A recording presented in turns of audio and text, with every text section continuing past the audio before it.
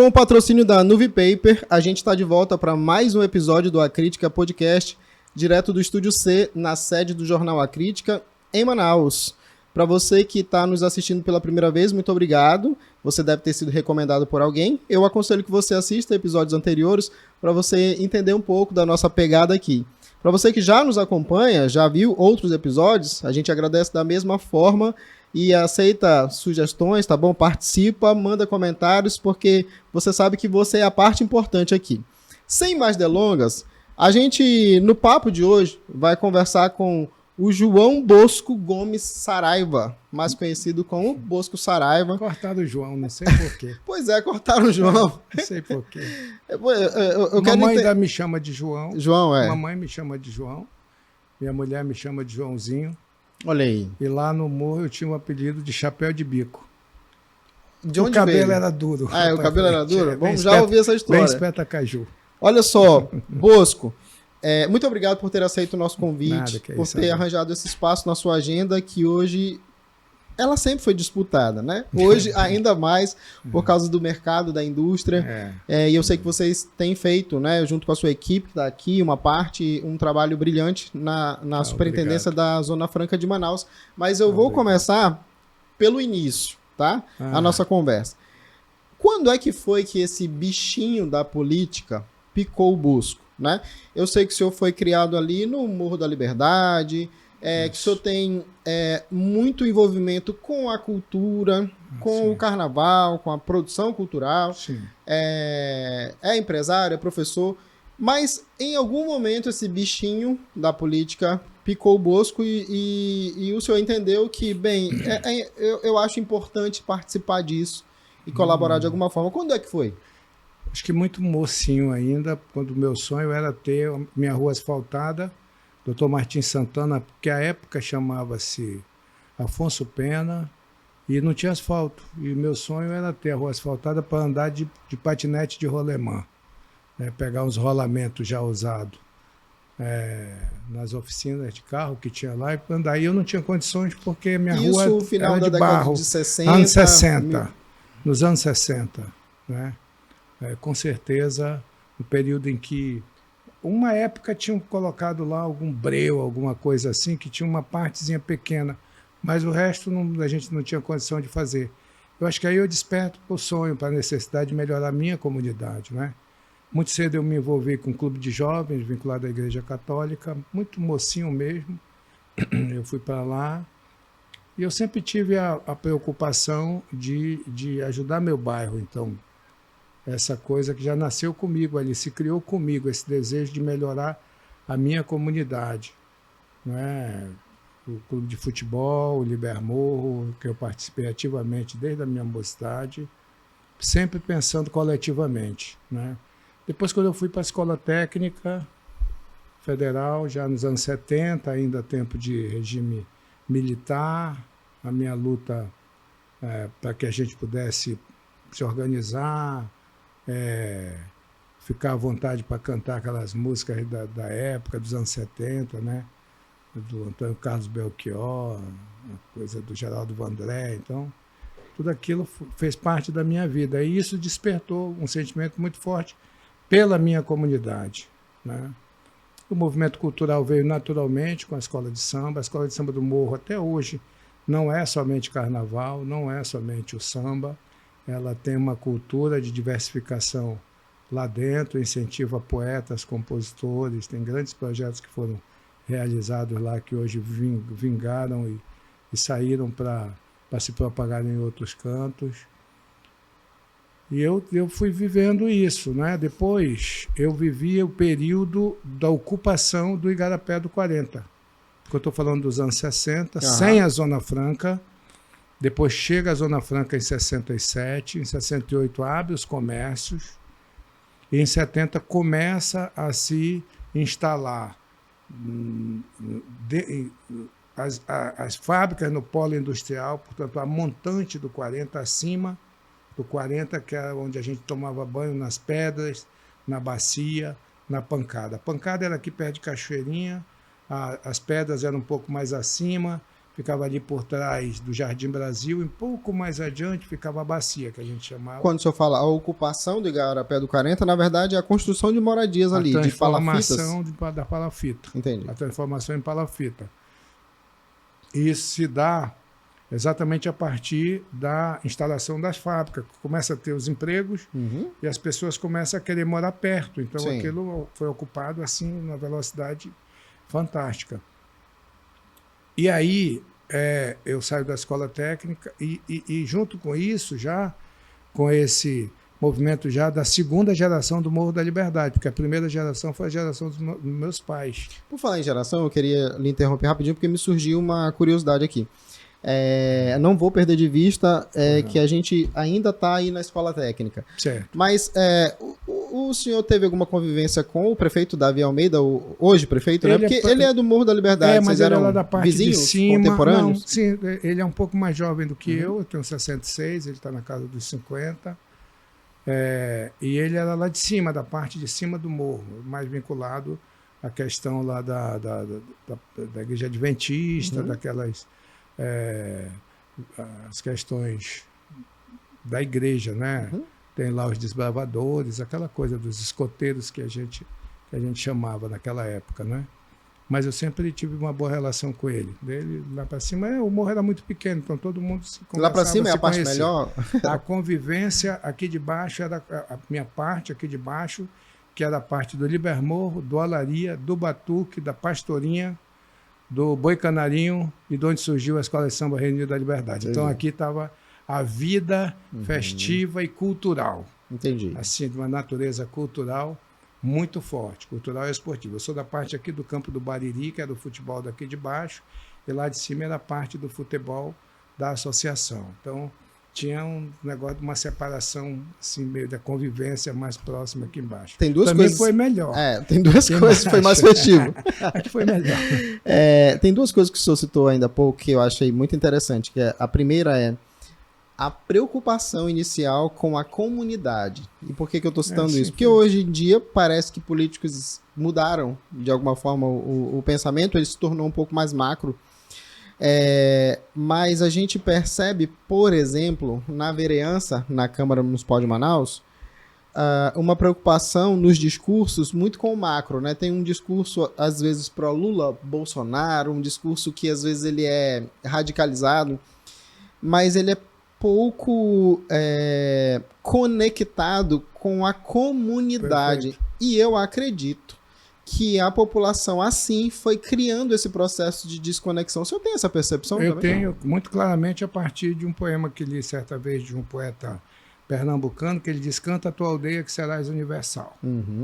Eu nunca perdi isso de vista, ainda na minha mocidade, esse poema, quando eu começava a percorrer ali os caminhos dessa parte mais cultural popular, né? Eu sou cultura popular, eu sou do pop mesmo, da cultura de massa e tal, do povão, da periferia.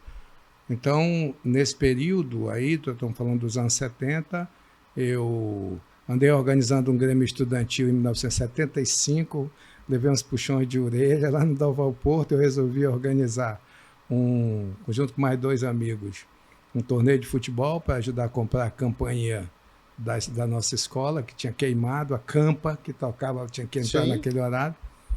E aí eu organizei um torneio e mandei fazer umas camisas escrito Grêmio Estudantil do Dalval Porto. E eu nem sabia que existia o artigo 477 do ato institucional de número 5. Aí tinha uma professora minha que me ensinou os poemas, foi a professora, ela era professora de português, ela viu que eu tinha um interesse e ela me ensinava a estrutura dos poemas, então ela me chamou e disse: você não sabia? Eu disse: eu não sabia, eu sei nem o que é isso, professor. Eu aprendi na marra, sendo chamado lá na diretoria, foi uma coisa até meio cômica. Quer dizer, então, vamos lá. A ditadura militar me entrou dessa forma. Pois o senhor entendeu o que era a ditadura militar assim, e as limitações que ela impunha nesse momento. Quer dizer, o senhor organizou... E sempre ainda um pouco revoltadinho, porque, poxa, mas tudo que a gente queria era ajudar a escola da gente, comprar campanha nova, e ninguém ainda leva a gente aqui para a diretoria para dar expor. Sim, e aí, pela primeira vez, o senhor ouve essa expressão AI-5, ato institucional? Foi aí que eu efetivamente descobri que existiam regras e exceção ainda. E nesse período, um ano depois eu saio, passo no mini vestibular da Escola Técnica e fui fazer o curso de eletrônica na Escola Técnica Federal. É o período em que o Libermoor está entrando no futebol profissional, e eu achava que a gente estava todo mundo ali junto, e a gente achava que com o Libermoor nós poderíamos projetar o nosso bairro, porque até então o Morro da Liberdade... O senhor jogava? Não. Era mais torcedor? Mais da organização, porque eu morava bem pertinho, no mesmo quarteirão. E então, a gente achava que com o Libermoor ascendendo no esporte, nós poderíamos vincular o nosso bairro e deixar aquela segregação social que existia, e de fato existia, porque quem morava no morro era um pouco visto de uma certa forma muito marginalizada e tal, existia de fato então, isso. O senhor percebia isso? A época aí percebeu eu fui depois? Para a escola técnica. Tinha um estigma? Existia. E eu fui à época para uma escola de classe média, que era a Escola Técnica Federal. Entendi. Conviver com a classe média e tal. Tinha a escola técnica, o colégio militar, ali tinha o Solo de Luceno, o Instituto, o IEA, que eram as escolas mais frequentadas, tinha os jogos estudantis que eram excelentes naquela oportunidade, então os atletas estavam lá. Então essa minha convivência ali me deu. E aí o Libermoor naufragou, porque o projeto do Libermoor não cresceu para brigar com o Rio Negro Nacional e FAST. Então o projeto esportivo não funcionou muito, e fui levado a frequentar em 77 também a Escola de Samba em Cima da Hora, que era lá no Educando, nos Altos de Educando. E aí fiquei muito próximo do Batista, que era o presidente na época, que era um militar da Marinha, que comandava o samba, e a gente conseguiu conceber aí, depois de 2 frustradas tentativas, conseguiu conceber, em 1980, a Reino da Liberdade para ser este instrumento de mudança social, e trabalhar com ela para fazer, na época, um bloco de carnaval, para fazer dele um grande bloco carnavalesco, respeitado na cidade inteira, para assim se fazer respeitar o nosso Morro da Liberdade. Quer dizer, não conseguiram pela via esporte, do futebol. Fomos para a cultura. E foram para a cultura. Eu faço parte de uma geração muito boa, lutadora e tal, muito forte, muito aguerrida, muito chão comunitário. Nós brigávamos pela nossa comunidade, assim, muito fortemente mesmo, defendíamos com muita garra a nossa comunidade. E então a gente fundou o Reino Unido em 1981, depois fomos em 82, aí fizemos grandes desfiles. E tinha um amigo meu falecido, meu compadre querido, o Gilmar, que falecido já, faleceu na pandemia, uma alma fantástica, que frequentava o Café do Pina. Famoso. E lá no famoso Café do Pina, nos anos 80. E ali ele conheceu o João Tomé, o Celso Seixas, o Adib Mamed, o Machadão, a turma do PCB. E disse, olha, a gente está lá no morro. Ele falou, pô, o pessoal lá, não, o pessoal é bom demais, tá, o pessoal é forte, então nós vamos para lá. Aí desceu no morro aquela enxurrada de comunistas. Em 1985, nós recebemos ali Aníbal Bessa, aquela turma toda que fortaleceu muito mais o movimento cultural. Todos eles eram muito envolvidos com a cultura. Aliás, o governador Mestrinho, à época, tinha entregue a eles a parte cultural do governo. E então eles foram lá e chegaram lá e encontraram uma mocidade muito aguerrida, muito pura, de coração muito puro, envolvida mesmo, dando o sangue e a vida diariamente pela sua comunidade. E lá eles ficaram. O João Tomé está até hoje, é vice-presidente da escola. Sim. Nunca mais foi embora. O senhor se filiou ao PCB? Não, época... sim, me filiei ao PCB na época que voltou para... Quando houve a reabertura mesmo, que ele voltou da partir de 1985. Foi Celso que me levou, Celso Seixas, então vereador, me levou a ficha do partido. Eu disse, falei, é comigo mesmo, estamos juntos, estamos dentro. O senhor é um ex-comunista, então? Todo mundo sofreu desse mal, né? Quem não teve sarampo um dia? Depende da idade. Depende muito da idade. Depende da idade. Eu lhe pergunto isso porque eu já tenho grandes amigos que até hoje são. Sim, eu sei que o senhor está brincando. Mas de alguma forma, o amadurecimento vai avaliando algumas questões, algumas ideologias. Os pontos positivos do pensamento da época. Claro que eu li todos. Era o pensamento comunitário. Mas é o pensamento comunitário. Mas fortaleceu aquilo que a gente achava que era. Mas sabe que a cartilha mesmo eu nunca li? Sim. O Lino insistia comigo, tem que ler a cartilha. Eu falei, não, eu tenho a minha cartilha. Já era tão diferente que nem a cartilha. Eu era um pouco intransigente nisso. Não quero ler, porque eu não quero sofrer essa influência. Minha cartilha é essa daqui. Meu bairro, minha comunidade. O que acontece, então? Eu saio em 80, na época que a gente estava preparando a fundação, saí um dia da escola técnica, no outro fui fazer meu estágio da Sempre Toshiba. Meu estágio como técnico em eletrônico. Lá eu fiquei 2 anos e pouco. Depois fui para a Sharp ser professor de eletrônica na Sharp, já não mais na linha de produção, mas no RH. Depois fui para a Gradiente ser chefe de divisão de recursos humanos, cuidar de serviços e tal, da Gradiente. Quando eu saio, em 1989 para 90. E aí, em 1990, teve uma grande cheia. A enchente foi grande. E todo ano, lá na Palafita, fazia-se as marombas. Então, quando subia a água, subia o assoalho da casa e ninguém saía de dentro de casa. Só que essa enchente botou todo mundo para fora, porque ela foi até a comeira. Comeira, ou seja, acima do topo da casa, né? É isso, quase no telhado, alcançando já o telhado. E aí a gente teve que abrigar aquelas famílias que foram atingidas nas igrejas, na escola de samba, nas escolas estaduais e municipais do lugar. Só que você trabalhando na fábrica, você sai 5 horas da manhã de casa e eu voltava 8, 9 horas da noite, parava na escola de samba, despachava lá, via o que tinha, ia dormir. Essa era a rotina, foi a rotina direta.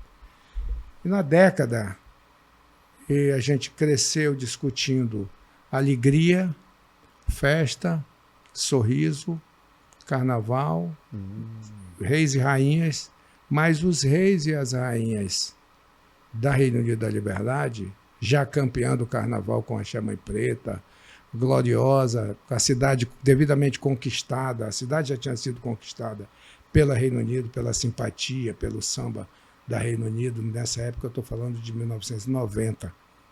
Então a gente já tinha ganho 2 carnavais, um atrás do outro. Isso era um sonho 10 anos antes, quando a gente criou a Reino Unido. Ganhar da Aparecida, ganhar da Grande Vitória Régia, era um sonho. A gente foi trabalhar por isso mesmo, muito ano após ano, até a gente se transformar em 88, ganhar o Carnaval de 89, ganhar o bicampeonato em 1990. Então, isso tudo, quando eu percebi os reis e as rainhas do Carnaval e da minha escola de samba, moravam em cima da palafita. Discutiam a alegria o ano inteiro, mas moravam em cima da tristeza. Entendi. E aí, nessa oportunidade, eu prometi a eles, lá na quadra da escola, uma certa noite que eu cheguei, que eu ia lutar para tirar eles de lá. E aí começa o Prosamin. É muito interessante. Por isso eu entrei na política. Uhum. Por isso eu entrei na política partidária. Uhum. Eu recusei, em 88 entrar, eu tive convite dos meninos mesmo, João Celso, queria que eu entrasse. Eu falei, não é para mim, não é para mim. Deixa quieto, deixa eu continuar aqui cuidando. Em 90 eu participei da primeira eleição, levado por eles, e já com esse motivo, vou tirar meus amigos de cima da palafita. Eu vou tirar meus amigos de cima da palafita. Eu consegui o empréstimo 10 anos depois, em 2003. Eu me elegi em 92 vereador, e só em 2003 eu consegui o primeiro empréstimo para fazer o Prosamin. Só para as pessoas entenderem o que é o Prosamin, né? E o senhor, à época, era... Eu sei que o senhor comandou. Eu era vereador, secretário de obras do Estado no governo do governo Eduardo Braga. E porque 2003 foi o início do governo Eduardo Braga, do primeiro governo, né? Isso. E ele, já no início, começa o projeto do Prosamin. Do Prosamin, no primeiro dia. Porque nós tínhamos fechado esse compromisso em 96, quando ele deixou a prefeitura. Em 97. Aí nós ficamos lutando na oposição.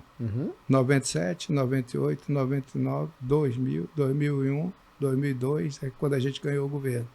Foram 6 anos na oposição. E nós tínhamos fechado esse compromisso, eu com ele e ele comigo. No dia que a gente ganhar, a gente vai fazer o Igarapé. Fechado.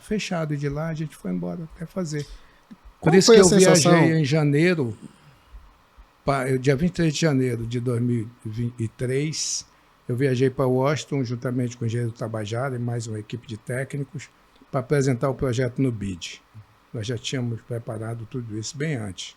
Esse projeto estava pronto desde 2000. E vamos lá, aquilo, para quem olhava e não conseguia compreender, inclusive a realidade amazônica em Manauara, era uma loucura, né?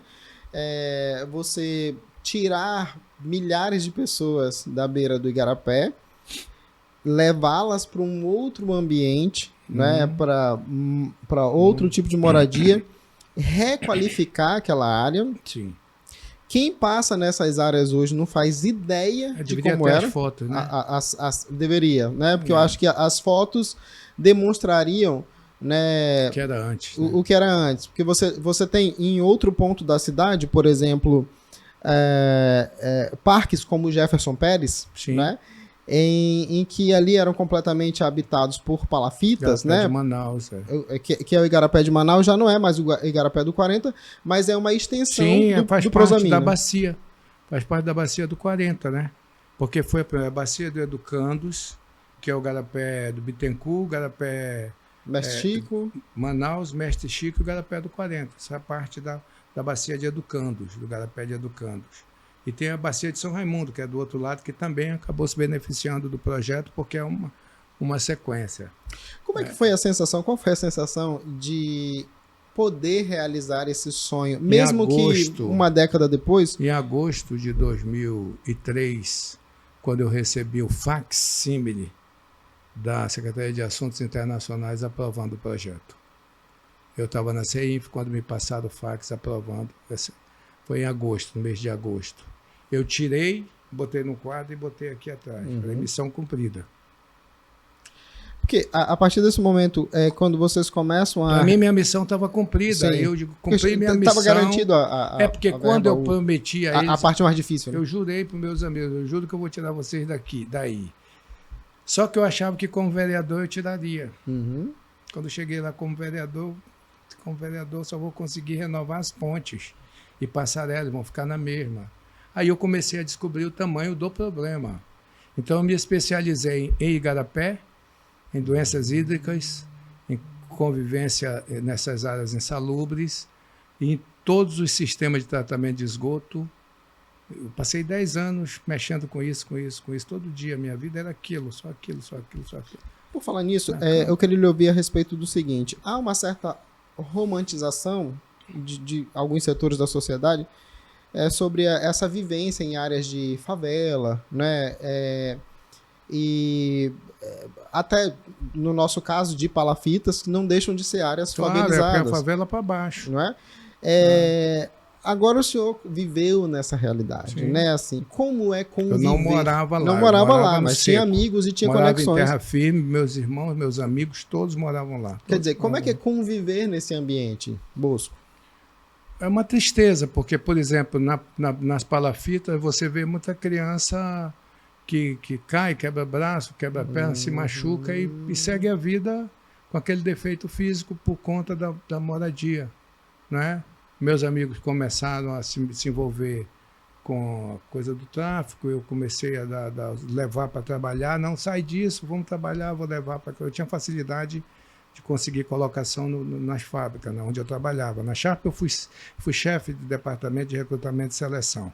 Então abria vaga todo dia. Então o morro quase todo foi trabalhar lá mesmo. Vai para o almoxerifado, vai para a produção, enfim. Todo mundo tinha oportunidade e eu sentia muito por eles isso. Sentia dentro de mim que aquilo era por conta da falta de condição, de moradia e tal. Mas eu não fiquei chorando, eu fui lutar. Sim, né? fora as doenças que as pessoas adquiriam lá. Né? Todas as doenças hídricas que você possa imaginar, de contaminação, né, das vermes que são transmitidas pela água, enfim. E esse continua sendo um problema porque nós somos uma cidade entrecortada de igarapés as pessoas acabam ocupando essas áreas. Quando vem a enxurrada, é um Deus nos acuda, né? A gente continua assistindo isso. Esse programa tem que ser injetado muito fortemente. E a cultura do reassentamento. Aí, com o pessoal do BID, com os espanhóis que vieram para cá, tinha uma espanhola chamada Teresa Aguilar. Ela me dizia: Bosquinho, nós temos que reassentá-los perto de onde eles moravam. Eles não podem ficar morando mais de 1 quilômetro de onde eles moravam, porque ali está a vida deles. Senão eles são passarinho de gaiola. Aqui é onde está o taberneiro, amigo dele, está o dentista, amigo dele, está a comadre dele e tal. E foi então que eu comecei a observar que quem lá do morro se mudava para ir morar no conjunto, todo final de semana estava lá. Entendi. Porque acabava sendo os novos conjuntos. Cidade nova, um dormitório. Então ele ia para lá dormir, mas final de semana ele estava cá junto. Tempo de eleição, ele não mudava o título dele de jeito nenhum. Então era quando passava, ia votar e ficava lá junto com os amigos. Exatamente por causa disso. Esse foi um dado importante.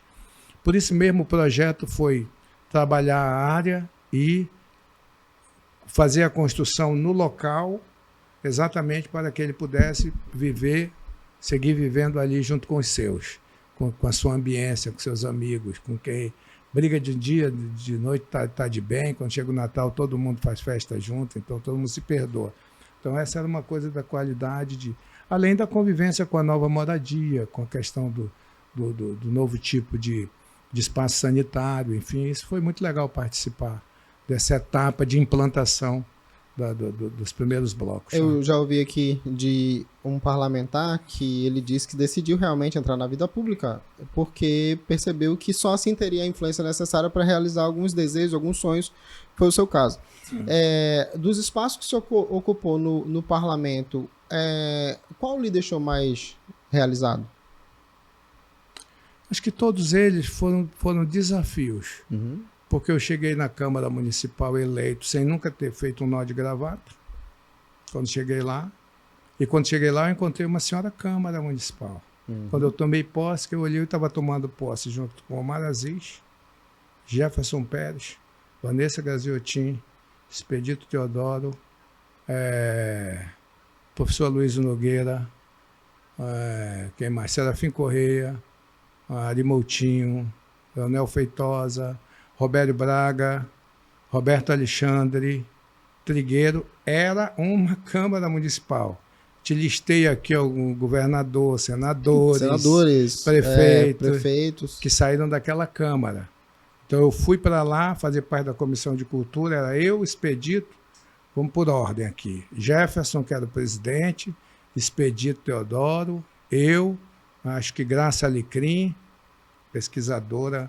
Então era uma Câmara bem... A gente se importava com a cidade, com o centro da cidade, com o paralelepípedo, com a quantidade, com a história da nossa cidade, uma importância mesmo com a cidade e com as pessoas. Né? A gente teve essa preocupação, eu consegui viver isso. Mas era um desafio novo. Eu falei, e agora? Me elegi, estou aqui, só fera. O que eu faço com isso? O que eu faço da minha vida agora? Vou ter que me dar bem aqui. E aí, 2 anos depois, eu sucedi o senador Omar na presidência da Câmara.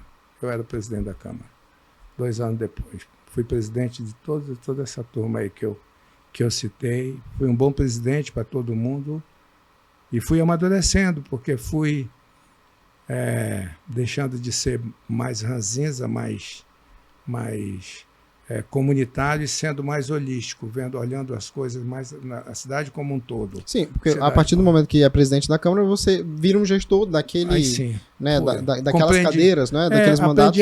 Muito cedo aprendi a compreender todo mundo, todos os lados, e guardar os espaços para todos, todo mundo tem seu espaço para falar, vai falar. Não, vai falar, deixa eu falar, depois você rebate aqui, aprende.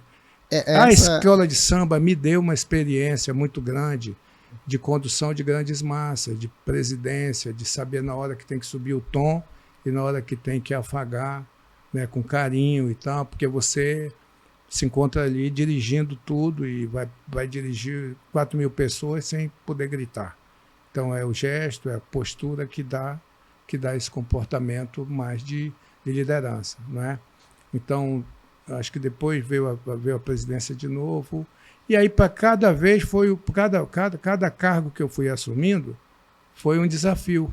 Eu não sou engenheiro, eu sou gestor, então eu fui ser secretário de obras, né?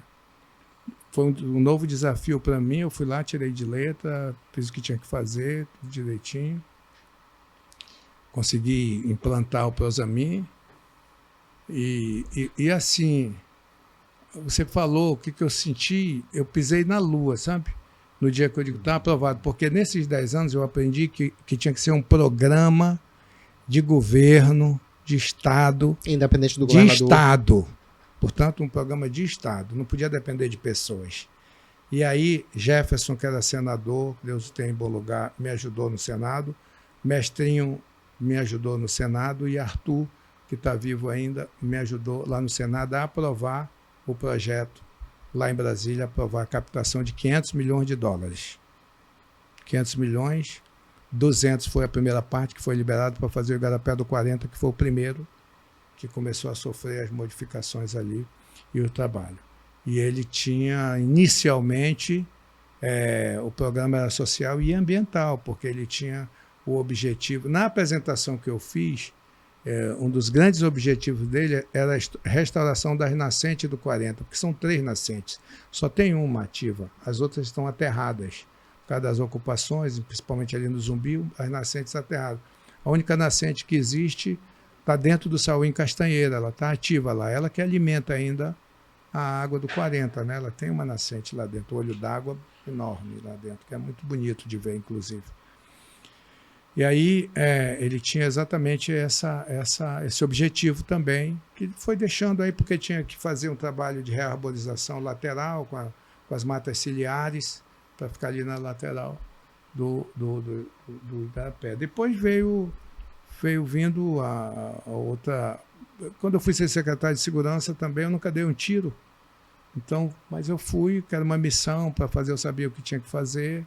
Depois a Câmara Federal, você vai lá para dentro da Câmara dos Deputados com 500, num momento difícil, com um governo difícil. E o meu partido, na época, me ajudou muito. Eu fui chegando e fui presidente da Comissão de Indústria e Comércio da Câmara, da SEDEIC, né? Eu, na opção, fiz. O presidente Paulinho foi muito gentil comigo, perguntou se eu queria. A gente está falando de solidariedade, né? Solidariedade. Na época eu disse, claro que eu quero. E qual que você prefere? Essa daqui é Relações Exteriores. Eu falei, nem inglês eu falo, irmão. Eu quero essa daqui, que a Zona Franca está aqui dentro. Eu quero ela. E foi uma luta. Nós conseguimos ajudar bem lá na comissão. Olha só, o senhor é um ex-operário que virou superintendente da Zona Franca de Manaus. Esse é o primeiro, né? Hã? É o primeiro.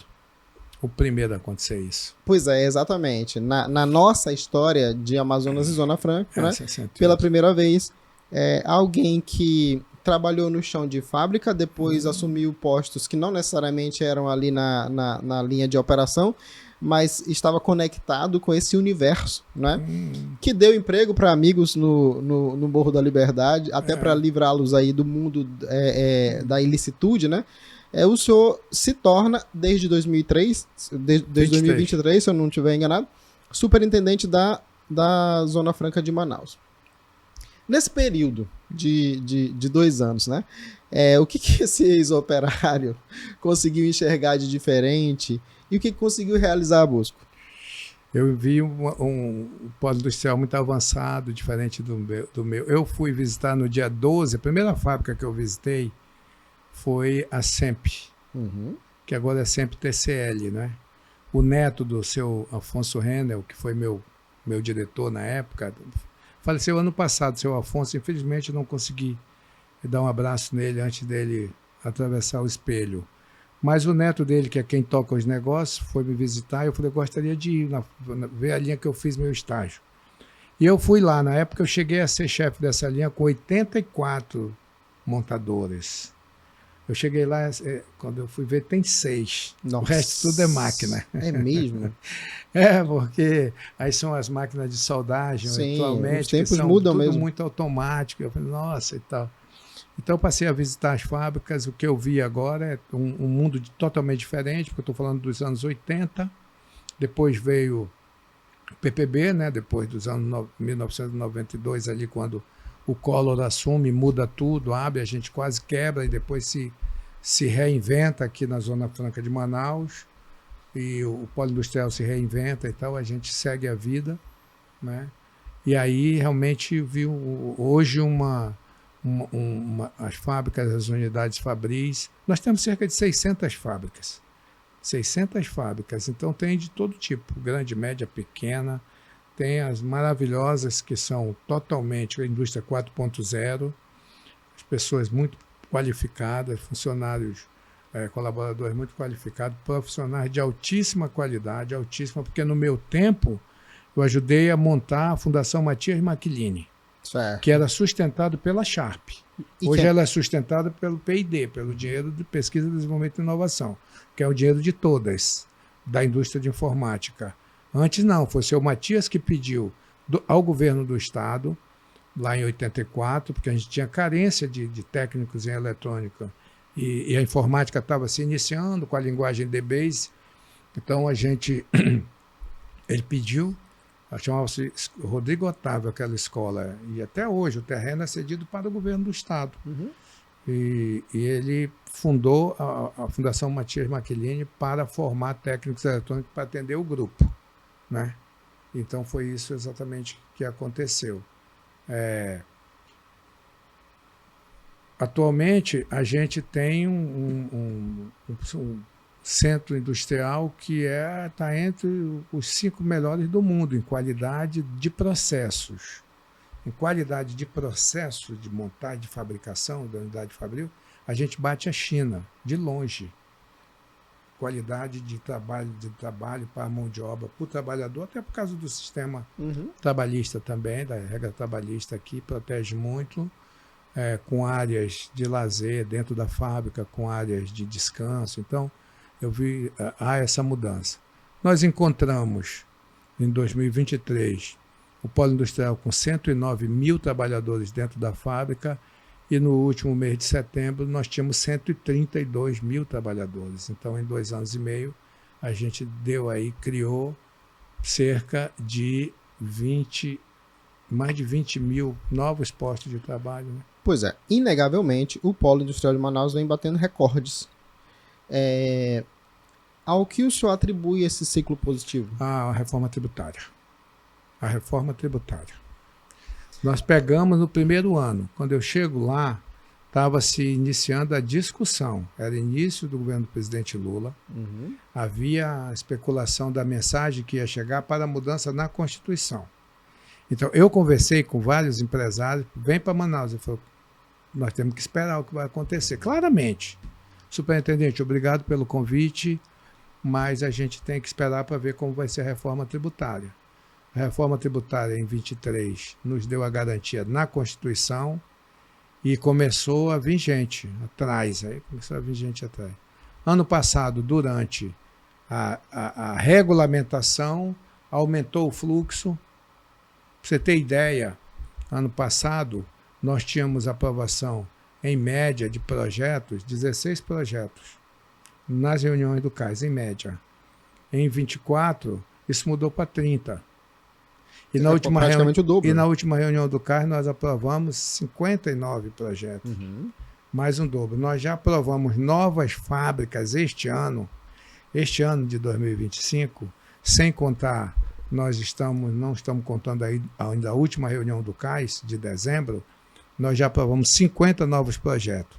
De 177 projetos aprovados, 50 são novas fábricas, novas unidades, novo CNPJ, dos mais variados subsetores, 2 rodas, termoplástico, eletroeletrônico, de informática, as empresas estão chegando, por causa da garantia que a reforma tributária nos deu. Quando o senhor fala, sem dúvida, a reforma tributária, traduzindo segurança jurídica? Segurança jurídica, perfeitamente. 58 anos depois é que a gente conseguiu a segurança jurídica. Então, quase 6 décadas naquele vai, não vai. Agora não.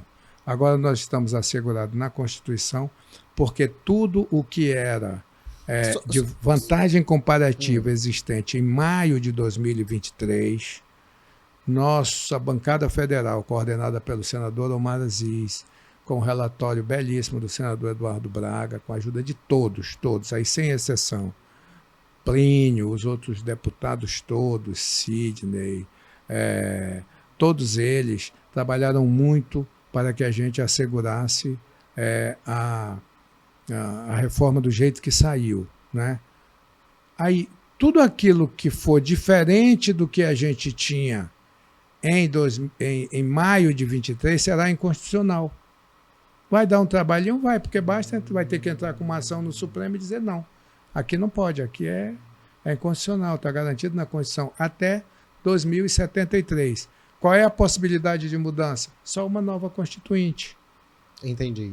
Isso aí está longe, só se fizer uma nova Constituinte, porque na Constituição, quando você define nas disposições transitórias uma determinação, alguma coisa determinada por tempo, vira uma cláusula pétrea. Não pode mexer por outra PEC. Sim.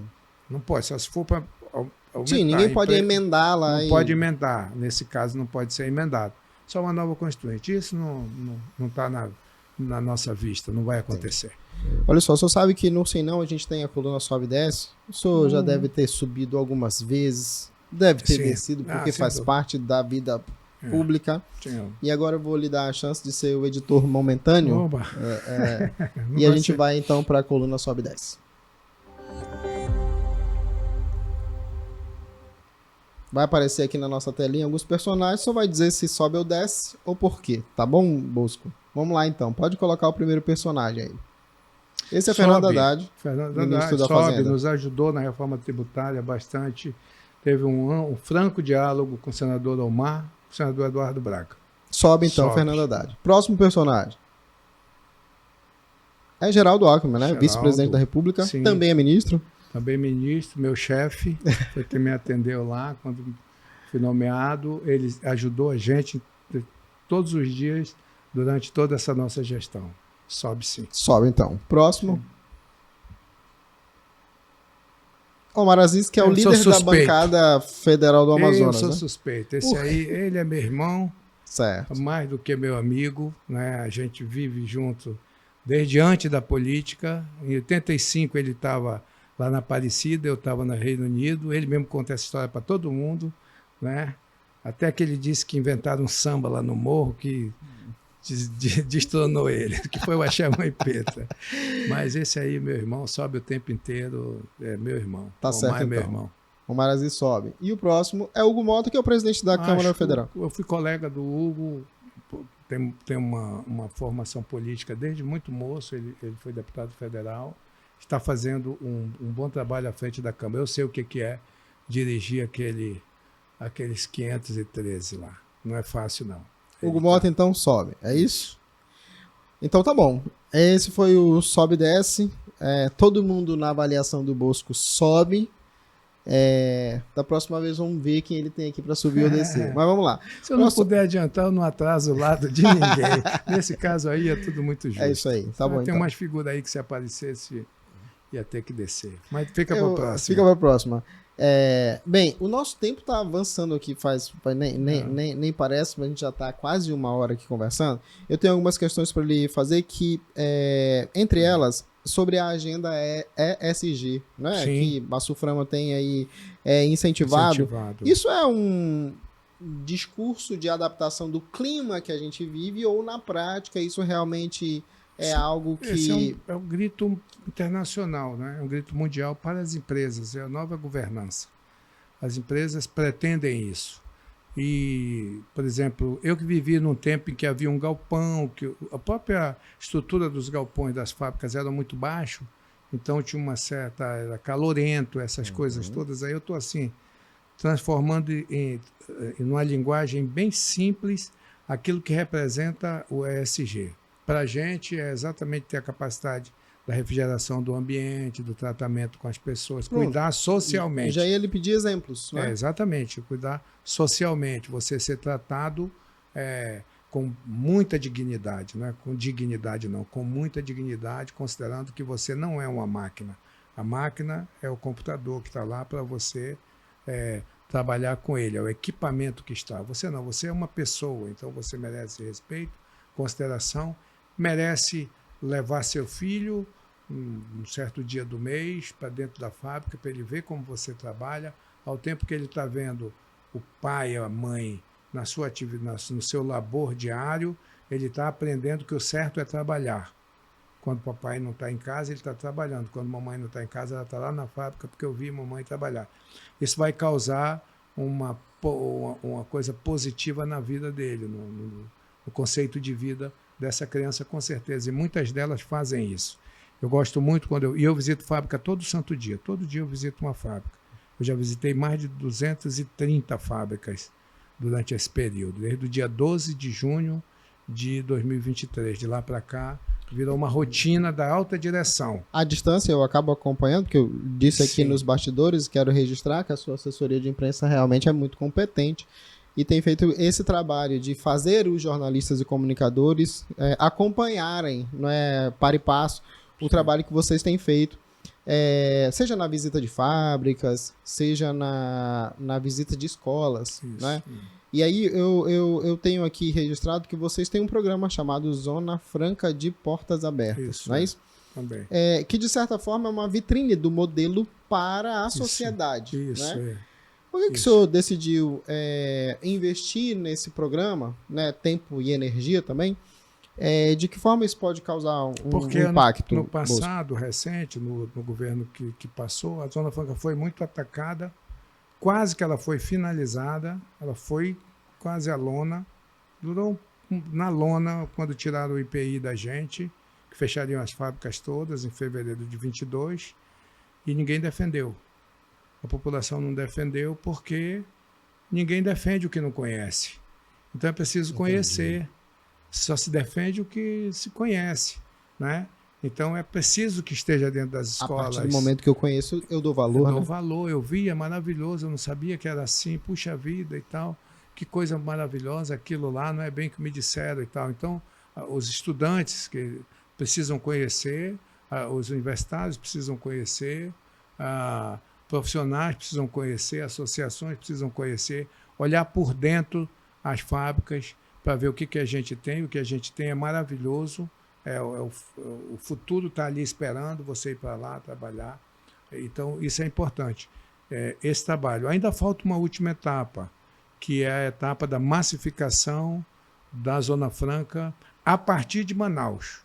Primeiro, o Manauara tem que dizer, não toca nela. Para quem quer que venha atacar, dizer não. Quando sair daqui, dizer, você está enganado, aquilo é uma maravilha. A gente, poxa, vocês fabricam. A gente fabrica a melhor motocicleta do mundo no meio da floresta. No meio da floresta. E nós estamos no meio da floresta amazônica. Só nós temos a floresta amazônica. E a gente faz essa maravilha de tecnologia que a gente produz aqui, né? Por exemplo, estou falando de motocicletas, para não falar de outros produtos que a gente faz aqui avançadíssimos. Pois é, o que mais que dá orgulho que a gente fabrica aqui? Nosso polo de informática é muito avançado.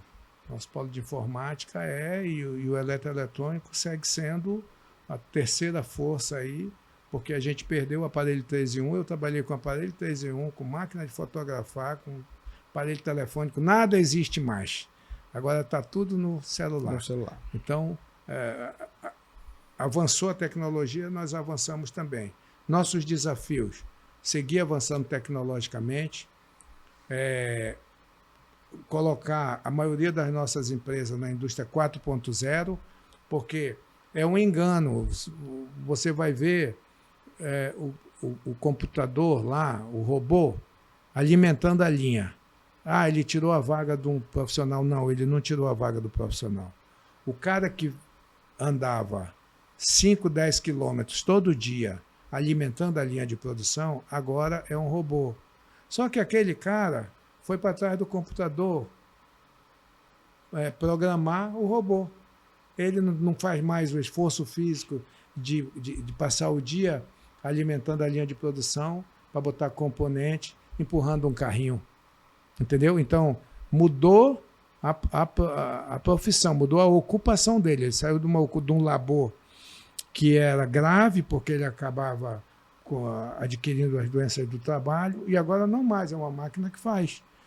Por exemplo, manusear um televisor de 100 polegadas, quem conseguiria manusear? Então é o robô que movimenta aquela peça enorme, enquanto o trabalhador fica aqui embaixo somente mexendo na máquina. Na sua avaliação, a Zona Franca tende a continuar crescendo? O polo industrial? Acho que sim. Com certeza nós vamos continuar no vetor de crescimento, esse é o indicador. Tanto que a nossa grande preocupação nos últimos 6 meses foi a capacitação dos nossos trabalhadores, capacitação de quem está nas escolas, sair direto para o mercado de trabalho, devido às vagas, e as áreas na cidade para receber novas fábricas. O Distrito 1 está saturado, o Distrito 2, muita parte foi perdida por causa das ocupações da moradia, e o Distrito 3 está esperando ainda pela infraestrutura, que é lá onde fica na Praia do Brasileirinho, ali por Aquequara, onde tem as áreas que a Sulfama cedeu para a questão agropecuária, mas que são pequenos sítios, e aquilo poderá se transformar em áreas industriais. Então, as duas preocupações, breve agora, presente, é a capacitação de pessoas, porque você imagina, a gente cresceu mais de 20% de vagas. Ora, essas novas fábricas, o crescimento de novas vagas vão tirar gente que já está no mercado. Sim. Então, precisa ter gente preparada para fazer. Então, nós fizemos estamos fazendo um grande trabalho junto aos institutos, junto às escolas de formação técnica, principalmente, e as escolas técnicas de formação superior. Vamos precisar de 2.600 engenheiros industriais para os próximos 3 anos. E mais de 3.500 técnicos industriais para serem absorvidos pelas empresas nos próximos 3 anos. É um número considerável. Olha só, ninguém melhor do que você para nos dizer se, de fato, o asfaltamento ou não da BR-319 impacta muito no modelo da Zona Franca de Manaus e do polo industrial. Impacta mesmo? Ou isso faria pouca diferença? Eu já ouvi várias teses. Sim. Inclusive de que, não, bem, asfaltou, tudo bem, ótimo, maravilha para gente, para Porto Velho. Sim. Mas isso não gera um impacto necessariamente na entrega, né, da produção e dos produtos. É assim mesmo? Olha só, do ponto de vista da volumosa carga que desce o Rio Madeira, estamos falando aqui de Humaitá para cá, de Porto Velho até Manaus. Uma balsa traz pelo Madeira 60 carretas. Certo. Uma balsa. Né? Dura 6 dias descendo, mas esse transporte é muito mais barato do que 60 cavalos por 160 carretas, correto? Sim. Então, com 60 motoristas, 60 tudo. 60 tudo, não é verdade? E uma balsa só traz ali. Se for 2 balsas, são 120 em cima de um empurrador só. Então, o que acontece com relação às cargas menores que podem ser favorecidas? Porque as empresas, como o comércio, não têm mais estoques. Quando elas têm que antecipar a carga com medo da seca, como fizeram, há prejuízo na programação e no financeiro, porque você antecipa um volume de recurso muito grande para a carga ficar parada. Um dia de peças paradas no estoque é um dia de prejuízo para o just-in-time, né? Que a gente entrando, montando e saindo, entrando, fabricando e saindo. Não tem mais estoque. No comércio, se a gente quiser uma peça de um carro nosso, a gente vai lá na loja e eles vão pedir, porque não tem mais o estoque do carro inteiro lá esperando. Não é assim? Nesse aspecto de cargas de menor volume, ela é fundamental, porque ela chega mais rápido, ela bota a linha para rodar com mais rapidez, não fica esperando 6 dias, aí tem o desembaraço, acaba 15 dias a carga para poder chegar na fábrica. Se ela vier pela estrada, ela consegue botar aqui 1, 2 carretas dentro de um dia e a fábrica consegue rodar. Então, no aspecto, nós estamos falando só do aspecto fabril. Ela é fundamental para nós termos uma alternativa rápida de funcionamento das nossas plantas. Perfeito. A gente está quase concluindo aqui o nosso papo e antes eu queria lhe perguntar algo relacionado à interiorização, que é um sonho, né? das indústrias, né, pelo interior do Amazonas. Eu acho que isso um dia é possível? Nós estamos trabalhando fortemente. Olha só, a lei de informática trouxe para nós, a lei de informática da Zona Franca de Manaus, nos deu a oportunidade de pesquisa, desenvolvimento e inovação. Ano passado, os recursos investidos em ciência, pesquisa, desenvolvimento e inovação foram da ordem de 1,5 bilhão. Com o crescimento do faturamento, com o aumento do faturamento, esse valor vai aumentar. Por exemplo, esse ano deve aumentar porque nós vamos bater aí 220 bilhões, 215, 220 bilhões de faturamento. Ano passado foi 205. Então, isso quer dizer, isso levou, já tem o quê? A lei de informática tem uns 10 anos sendo rodada. Nós estamos atingindo o amadurecimento desse setor de pesquisa, desenvolvimento e inovação. Entendeu? Então, o que a gente tem, eu vou dar um exemplo para você, claro, como que a gente vai chegar? Vai chegar, sim, com rapidez. Eu acho que dentro dos próximos 6, 10 anos, nós atingiremos o interior do estado do Amazonas e da Amazônia, porque a gente está falando de Rondônia, Roraima, Acre e Amapá também, que é coberto pela lei de incentivo fiscal, se o produto for regional. Como esses produtos todos são regionais, eles gozam dos mesmos incentivos da fabricação do celular e do computador aqui em Manaus. Ponto. Eles têm os mesmos incentivos lá. Nós temos o problema da infraestrutura. Mesma coisa, mas nós temos os nossos rios, então nós vamos navegar do mesmo jeito. Tá certo? O que ocorre é que agora, se você passar na loja, vai numa boutique, qualquer shopping lá em São Paulo, na loja da Osklen, você vai ver as maravilhosas peças com couro de pirarucu. Eu fui perguntar o preço de uma mochila de couro de pirarucu, R$9.000. Eu corri para o mato. Eu queria trazer como uma amostra. Não, 9.000. Eu falei, não, aí não dá para mim. Corri. Então, você vê, isso está sendo produzido lá fora, do nosso pirarucu. Há um licenciamento da ordem de 100 mil pirarucus adultos, que gera 100 mil couro de pirarucu por ano. O licenciamento ambiental deu esse número. Esse número é um número industrial, de insumo industrial. Ele é uma indústria para ser feita aqui. Então, esta cadeia precisa ser montada. Aí eu vou te dizer, nós não temos aqui em Manaus, nenhum curtume curtindo essa pele do pirarucu. Ele vai para o Rio de Janeiro ou para o Rio Grande do Sul para curtir, para fazer o produto final. Então, esta cadeia, esse desenvolvimento de pesquisa que vai gerar esses produtos, ele está todo acontecendo a partir da nossa lei de informática, a partir das pesquisas que estão sendo desenvolvidas. Nesses 3 anos, quando a fábrica se instala aqui para fazer papel de segurança, que é o papel do dinheiro, por exemplo, a gente pergunta deles, por que vocês não pesquisam esse mundo que existe aqui desde 1500, desconhecido, para industrializar? E os caras dizem, eu falei, a Amazônia está aqui desde 1500, do mesmo jeito. Os minérios estão aqui, a floresta está aqui, esperando para que a gente possa, com responsabilidade, desenvolver o produto da floresta e vender no mundo inteiro. Porque só nós temos a floresta amazônica.